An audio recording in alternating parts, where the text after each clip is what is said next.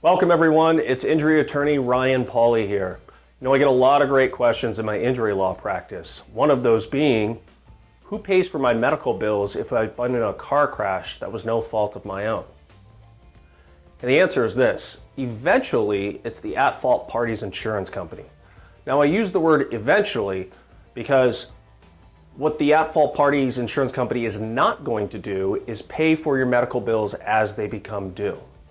The at-fault party's insurance company will write one check, and that check will come at the end of your case. It will account for all of your medical bills and any sort of pain and suffering that you've incurred as well.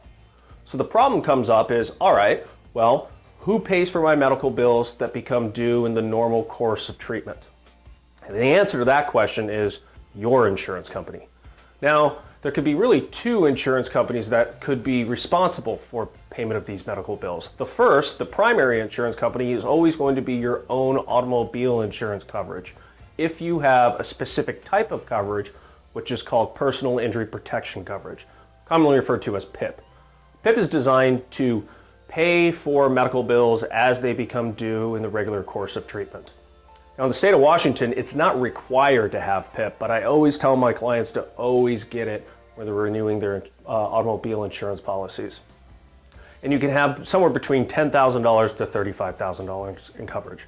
So if you have that type of coverage, then your own automobile insurance policy is the primary insurer. So when you go to the doctor and they hand you the form and on it, it says who's the primary insurer, you write down whoever your automobile insurance policy is that provides you with PIP coverage. Now, if you don't have PIP coverage, then the next insurance company that would pay for your medical bills in the regular course of treatment would be your health insurance company. Now, your health insurance company will pay for the bills consistent with the policy.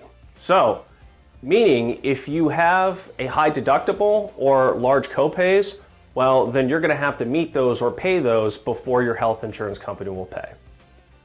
And if your deductible is too high or you can't afford those copays, then the final and Hail Mary option would be to ask the treatment provider to hold the medical bills until you resolve your case with the at-fault party.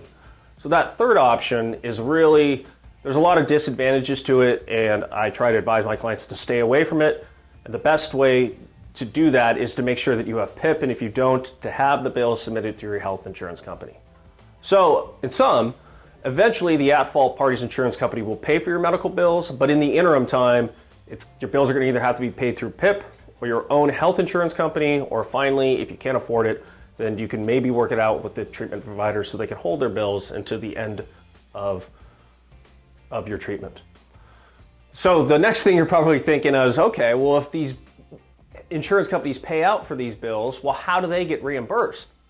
And that's a really good question. That process is actually called subrogation, and it's a complicated area, and I'm going to reserve it for another time. So continue to stay tuned on my YouTube channel. If you haven't subscribed, please do so by clicking on the button here.